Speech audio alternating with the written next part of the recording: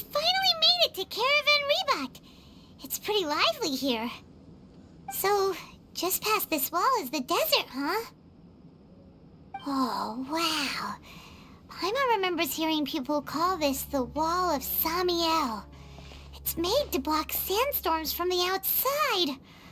Oh, if it's this tall, it's gotta be the divine work of Greater Lord Rukkhadevata, right?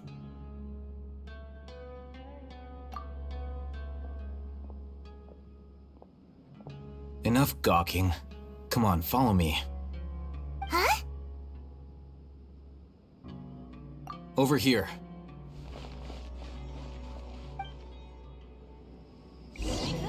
Oh, Ethan went that way! Let's hurry up and follow him. Wonder what he's up to. There must be traces of King Deshret's familiars.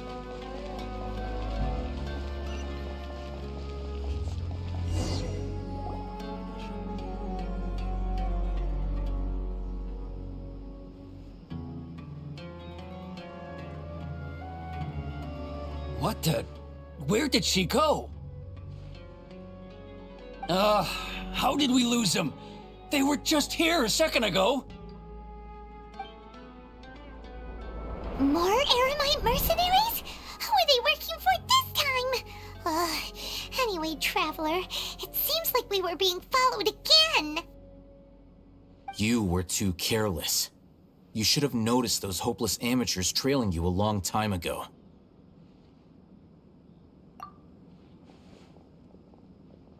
There's no need to thank me. I've never cared to keep track of personal favors. All I did was correct a mistake I happened to come across. It's a habit I developed at the academia. You really gave Paimon a scare, Alhaitham. We never thought we'd run into you here. Last time we met at Port Ormos, didn't you say you were going back to the academia? Wait, don't tell Paimon that you're here to take us back on their orders. Oh, so you've already landed yourselves on the academia's hit list. I can't say that I didn't expect it. However, had I wished to turn you over to the academia, don't you think you'd already be the Eremites' honored guests by now? Oh, right. You do have a point. I have no interest in running errands for that project. As a scholar, I've always belonged to the camp that promotes researcher autonomy. And these days, you're more fascinating than anything the sages can offer. Not quite. To tell you the truth, I'm still investigating the Divine Knowledge Capsule. Unfortunately, I've run into some difficulties. Everyone says the capsule originated in the desert and was eventually moved to Port Ormos. If I am to get to the bottom of this, I must understand how the capsule first came to be. Which brings me back to you and why you're so interesting. The leader of Ain al-Ahmar used the Divine Knowledge Capsule right in front of you, and upon seeing him, your expression became perplexed, and you were lost in thought for quite some time. To have that kind of reaction, I think you must have realized something. Are you interested at all in sharing what you've been hiding from me?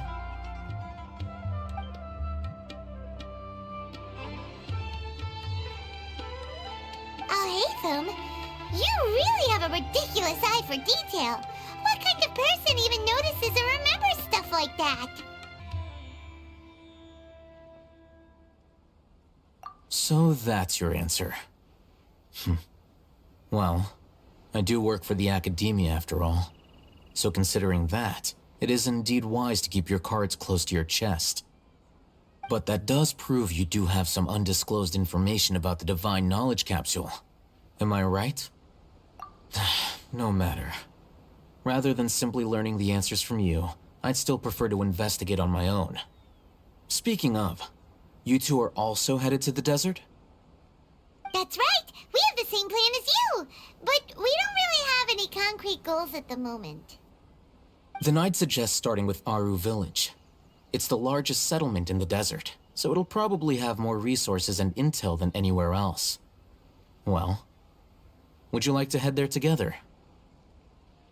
It's always better to travel with someone you know. Let's go! Before us lies Aru Village, the safe haven of the desert folk. Whoa, this landscape is really something else. What a cool place! Let's go check it out!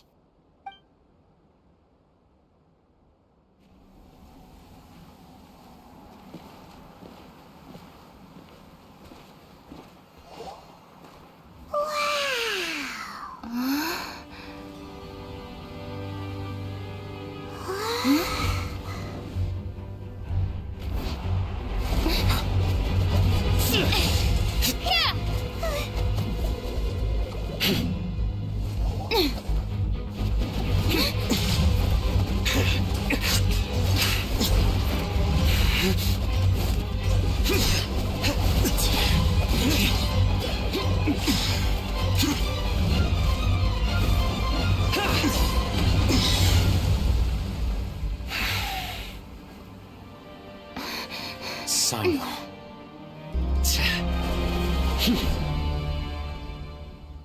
Unless my memory fails me, we have barely spoken 2 words to each other before now at the Academia. Would you care to enlighten me as to when and how I invited the General Mahamatra's wrath? Hatham, do not think you can escape my judgment just because you managed to escape my attack. Judgment? So that's how you'd characterize your actions here, is it? Or would elimination perhaps be a more accurate description? Had I used my full strength, not even this traveler would have been able to stop me. Though styled like an assassination, I sought only to ensure that my target would be unable to flee or resist. Standard practice for the Matra, as well you know. Seemed to me more like your own personal touch. Who is that, Al-Haytham? Did you call him General Mahamatra? Yes. General Mahamatra Sino, head of all the Matra at the Academia. He's a formidable hunter, and the ultimate nightmare for any who have committed academic crimes. You seem to have placed a lot of trust in Al-Haytham, to the point of blocking an attack for him. If I were you, I'd never choose to side with him. I wouldn't believe a single word that comes out of his mouth.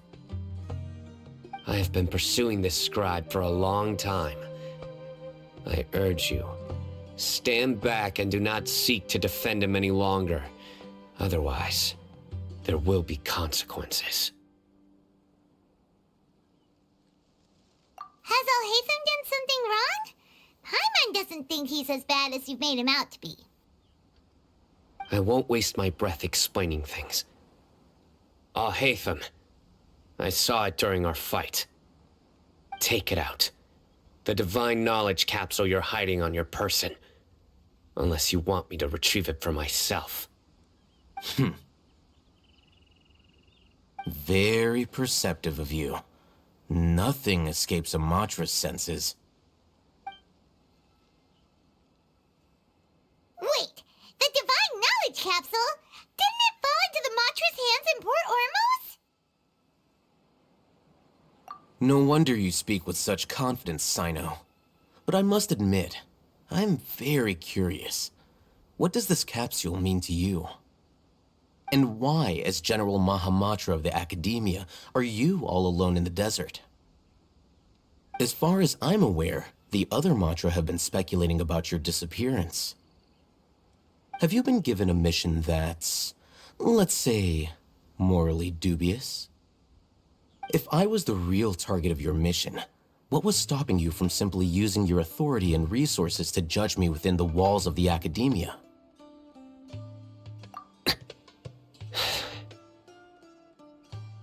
I should have known you'd be difficult to deal with. You two? Ugh! What you would do, Traveler? Paimon feels like we can't trust either of them! Ahem. Well, look at you two, acting all tough and self-righteous over there. Wait, Dia?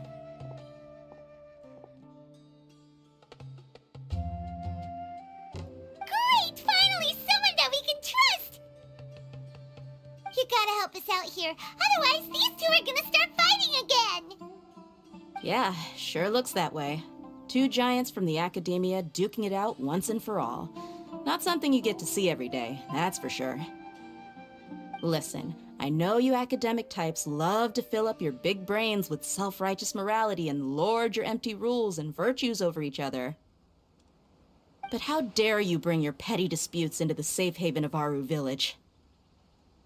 It seems like someone's gonna have to beat some sense into your thick skulls until you finally learn to respect these grounds.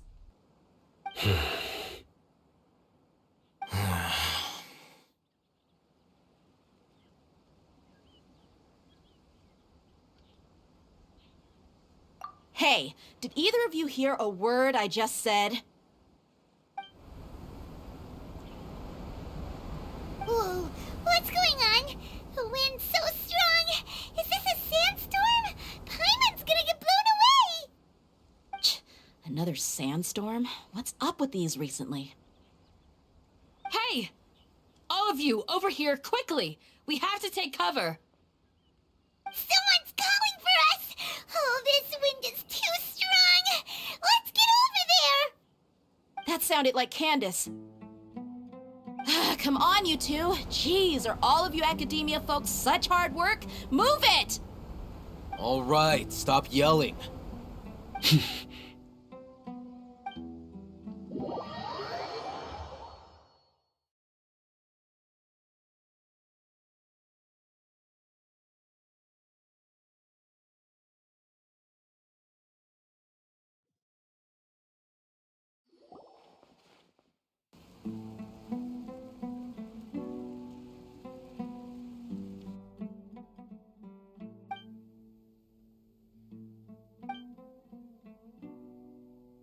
Well, this is pretty awkward.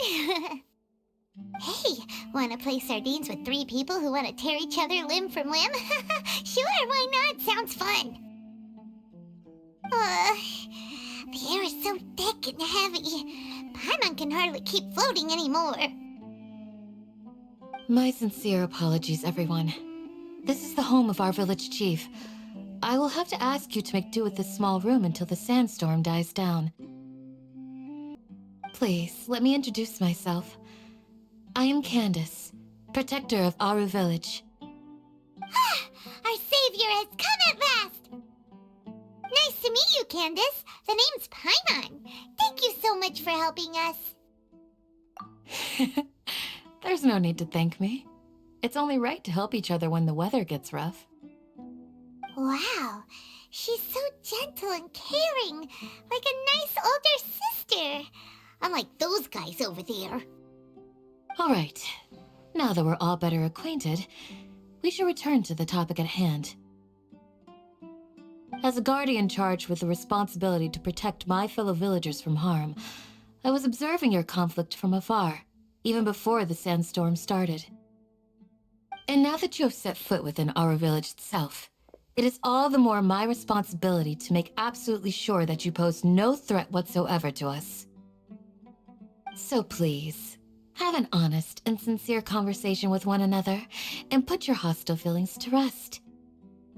If anyone dares to start anything again while they are under this roof, I will not hesitate to send them out for some quality time with the creatures of the sandstorm. Oh, on second thought, Paimon may have misjudged Candace's character. And that goes for you too, Miss Dia. Do I make myself clear? All right, we got it, Candace. That's what I like to hear. So, which of you will begin? I was supposed to be a mediator, but I might have gotten a little too involved just now. Anyway, one of those two should probably start talking. Wait, that was you trying to be a mediator? I have nothing to hide, so there's no shame in explaining myself. While Al-Haytham wasn't wrong about the other Matra not knowing my whereabouts, it's not because I've been assigned a morally dubious mission. Rather, I've chosen to exile myself. Huh? exile yourself?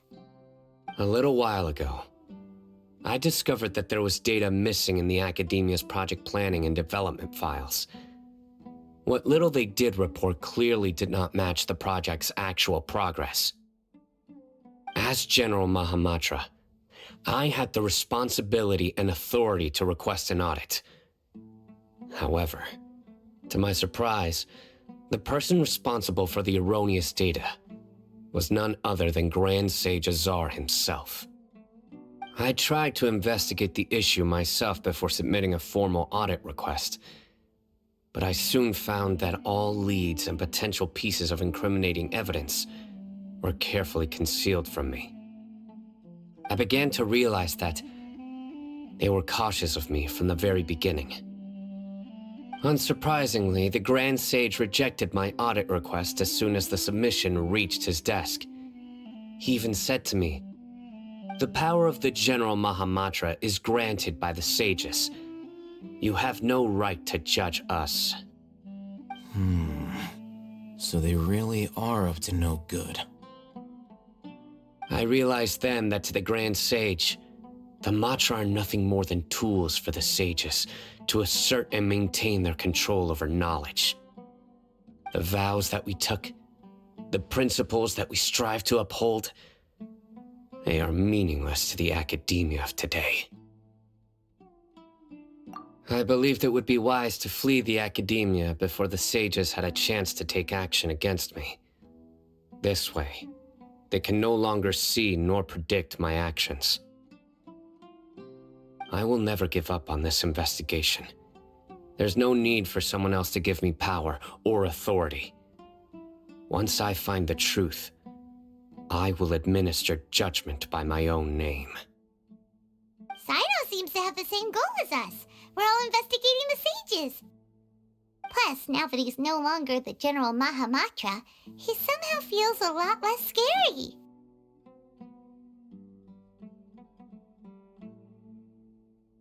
Well, Sino, if that's your story, then why did you see Alhaitham as a target? When I was investigating the matter in the academia, I overheard a conversation between Alhaitham and a sage. The sages asked you to investigate a blonde-haired traveler. Do you dispute this, Alhaitham? What? Like many parts of the project, this assignment was undocumented. Now throw in your suspicious behavior with the Divine Knowledge Capsule, and I think we deserve an explanation. Yes. I was indeed tasked with investigating the Traveler. Alhaitham! After all, the promised reward was so great that hardly any scholar could have refused. The sage told me, once you've completed this assignment, I can give you a glimpse of divine knowledge. A most enticing offer. Unfortunately, those academics don't know me at all. Their words contained one key piece of information, namely that divine knowledge indeed exists. That gave me all I needed to know. From my perspective, the sages are far from trustworthy. Think about it. Isn't it a little strange they're so willing to share divine knowledge with anyone, even as a reward? So, I began my own investigation following the lead of the Divine Knowledge Capsule. In the end, I realized my wisdom in committing to this rather than collaborating with the sages. Had I been less guarded, I probably would have ended up like that Ain al-Ahmar mercenary, incapable of remaining sane for long enough to hold a conversation. You mean that the sages originally planned to dispose of you, using one of those capsules that drive people insane?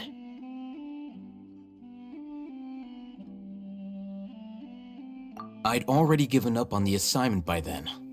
I only told the Academia I was waiting in Port Ormos for you to appear so they wouldn't suspect anything. So it came as quite a surprise when I encountered my erstwhile target while investigating the Divine Knowledge Capsule. Criminals do love to talk about coincidences.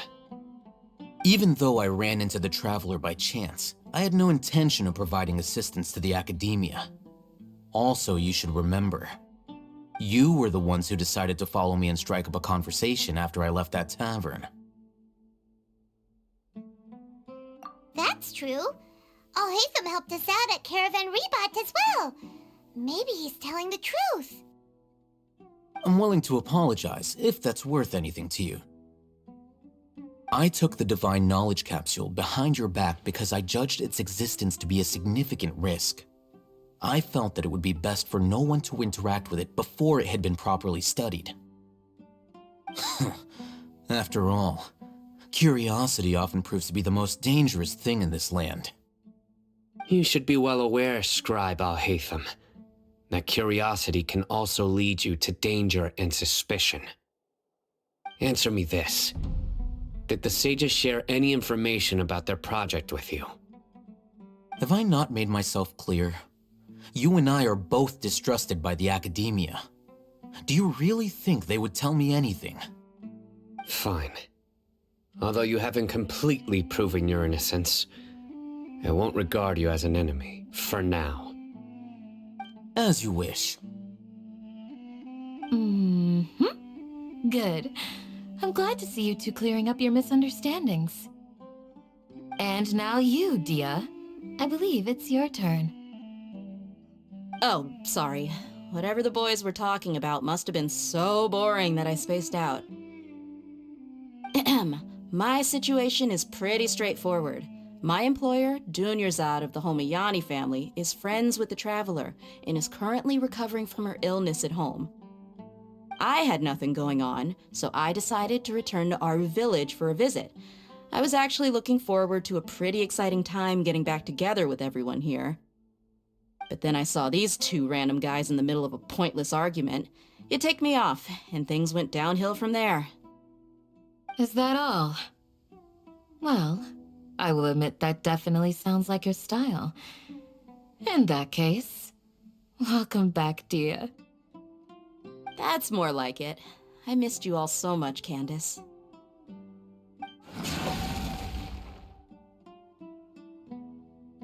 Whoa! What was that sound? No need to worry. Now that you're no longer at each other's throats, please make yourselves at home. I'll take a quick trip outside to clear out some of those creatures in the sandstorm. Creatures? In the sandstorm? Are you sure you don't want some backup? Fighting in a sandstorm is not for the faint-hearted. Anyone without extensive training in these conditions is at a disadvantage. You needn't worry. Yeah, just leave him to Candace.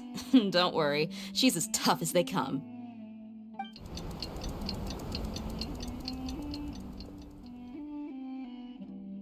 The wind's died down.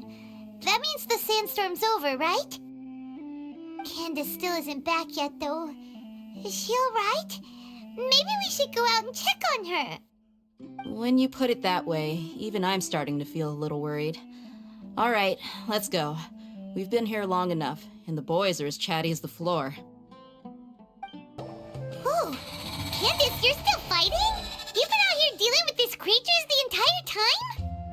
Yes. They just keep coming in waves. I've lost count of how many I've defeated. Before I realized it, even the sandstorm had stopped. Ah! Here comes another wave! Leave this round to us. I got interrupted earlier, but now I have something to take my anger out on.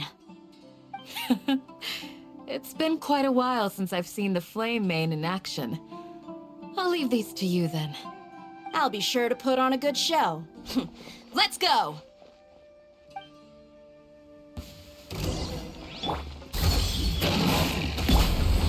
Solidify! Go as one! Ha! Ha! Ha! Ha! Thunderclap! Take this! Ha! Ha! Ha! Ha! Ha! Ha! Ha! Ha! Go as one! Stabilize!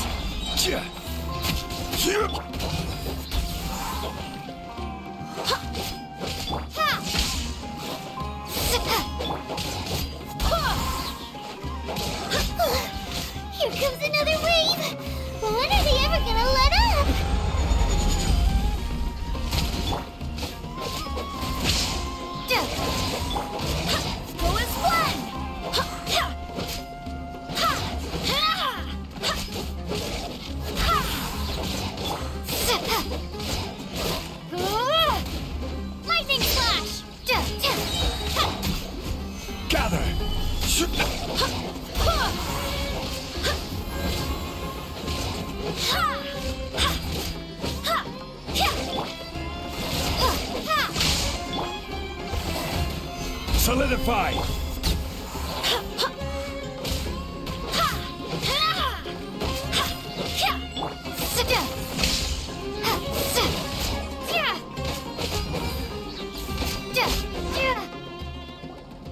The creature stopped appearing. Was that the last of them? What we fought just now was probably the aftermath of the sandstorm.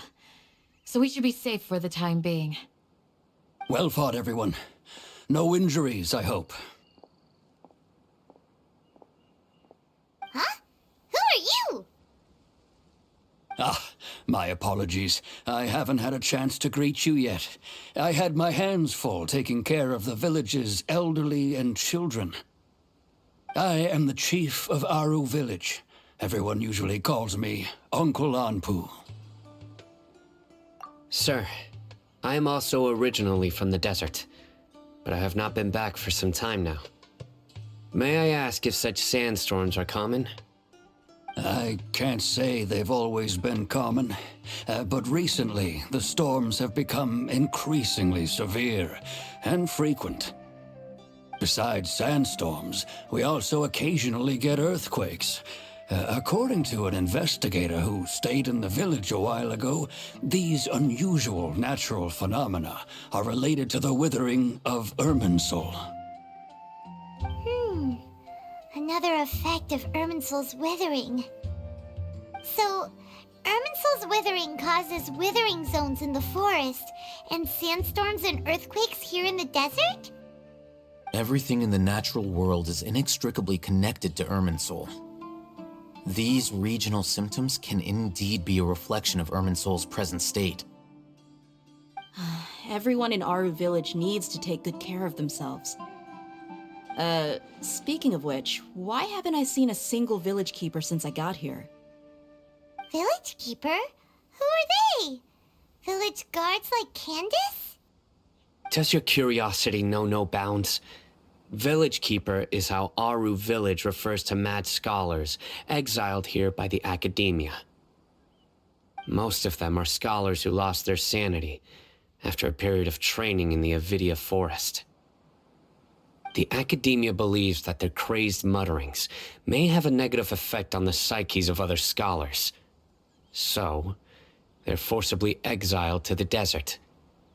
Though if you ask me, it's all a boatload of nonsense. Alas, that's exactly what we've been trying to investigate. One by one, the village keepers have been mysteriously disappearing without a trace. But no one in the village has ever seen them leave. If you're planning to stay around the village for the next few days, I'd appreciate it if you could keep an eye out for them. I've had encounters with those people in the past. I'll see what I can do to help. The Matra are the ones responsible for their exile. Now that you're no longer with them, are you trying to alleviate your guilt and atone for your past sins? I'm fascinated by how you think. Mock me if you will, but if you are guilty, I will eliminate you, regardless of my position or identity. Oh, you're the former General Mahamatra. You must be an expert in these kinds of investigations. Thank you for your help. Is it because you're reminded of Hypatia? Oh, these poor scholars. First they lose their sanity, now this! We need to help get them back home, safe and sound. But, is it really a good idea to tag along with Sino? You seem like you really don't trust him. I'll be grateful for the assistance. No doubt you will do a better job than some of my former subordinates. Let's start by finding a spot to share what we know so far.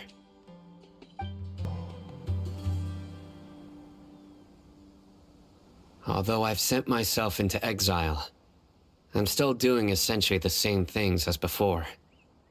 Do you still have any questions for me before we start our investigation? One of my former subordinates told me that this title has its origins in a strange incident. The academia has long exiled mad scholars to Aru Village. A mysterious phenomenon exists here. When mad scholars first arrive, they are as incoherent and deranged as before. But after spending some time here, they invariably begin to calm down. Initially, the people of Aru village greatly resented having to take in the mad scholars. But a strange incident one night changed that. Aru village was struck by the strongest earthquake in living memory. Seeing buildings on the verge of collapse all around him, the then chief of the village was preparing to take everyone to safety. Suddenly, he noticed a mad scholar crouching in a corner, caressing the ground with his hands. A soft, green light radiated from him, like a divine glow against the backdrop of night. Despite the powerful tremors that ripped through the ground that night, all the houses remained upright, almost as if they had grown roots reaching deep into the ground. In the end, not a single building collapsed, and no one was hurt.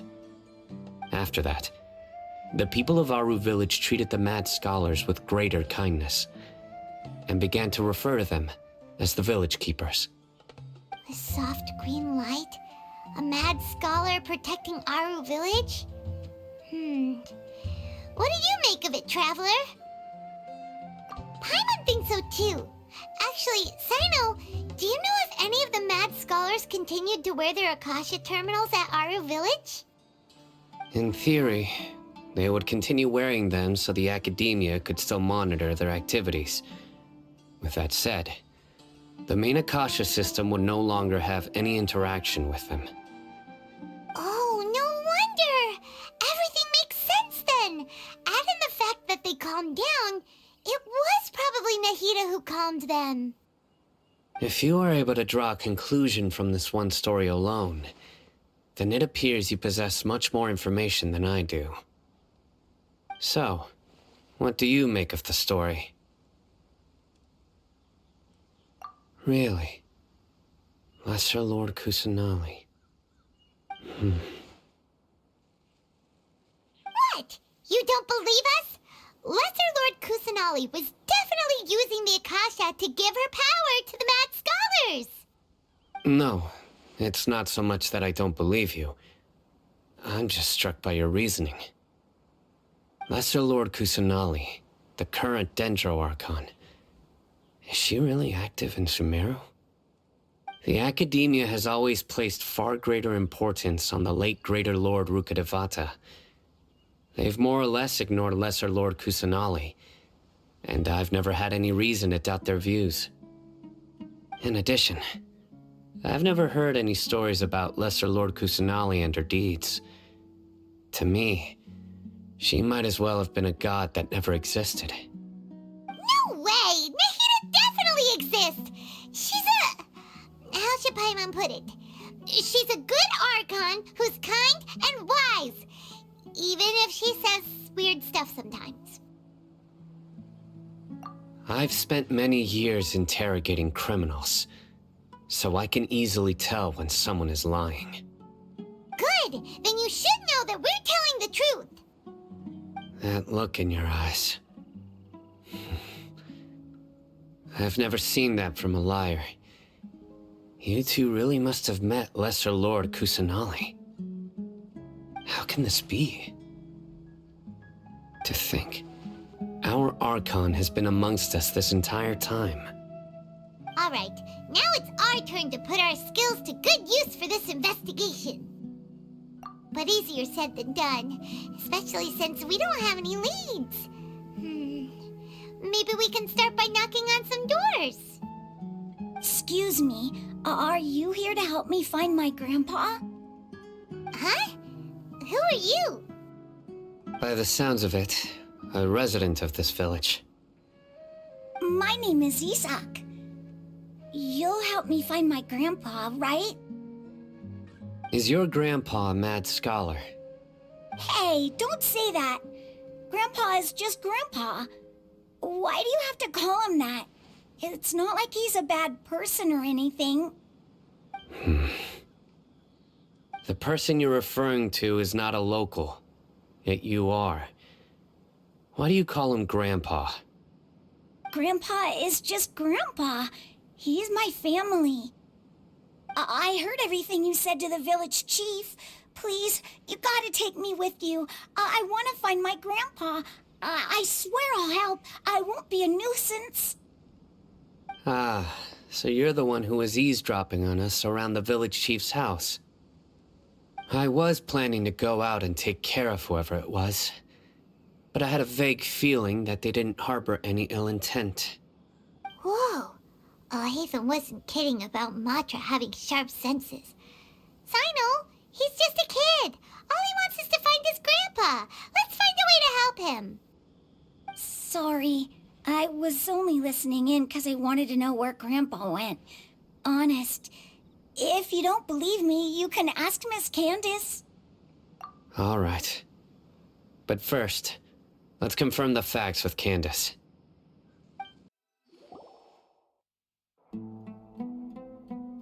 Sino is super vigilant. Is this what all the Matra are like? Ah, you're back already.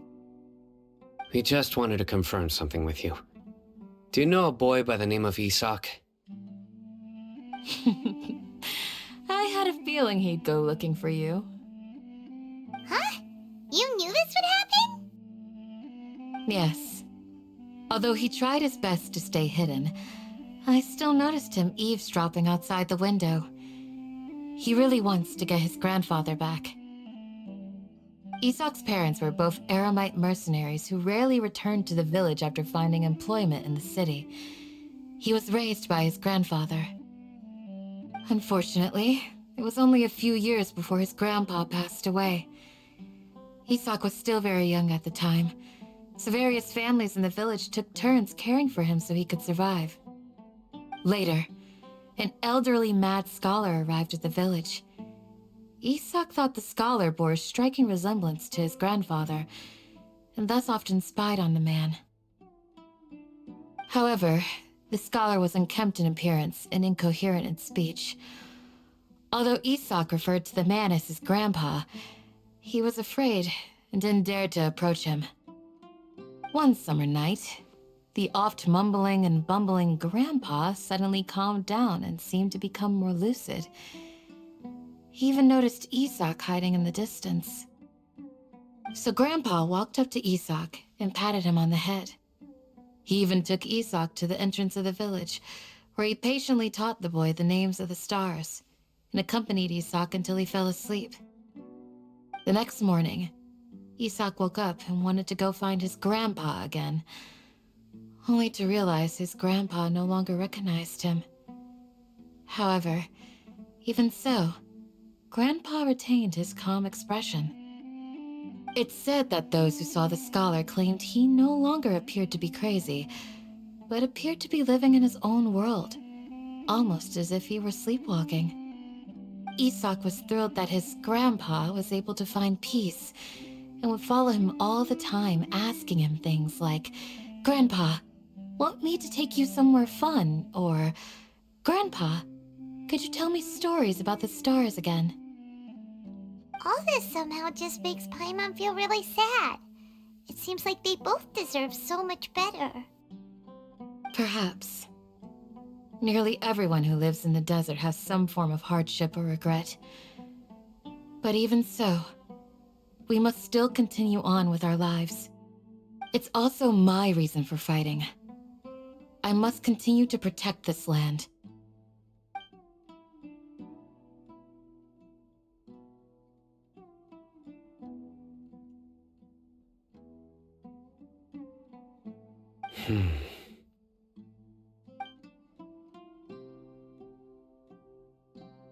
Maybe the people have always had a considerate god watching over them. Huh? What did you say, Sino? No, nothing. As long as Isak keeps his word and doesn't get in our way, we can take him along. Perhaps you are more compassionate than I gave you credit for. Please accept my thanks on Isak's behalf, Sino.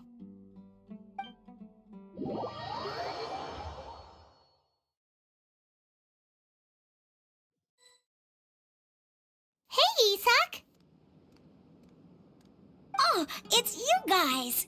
We've cleared everything up. Let's go find your grandpa. Really? Wow, thank you so much.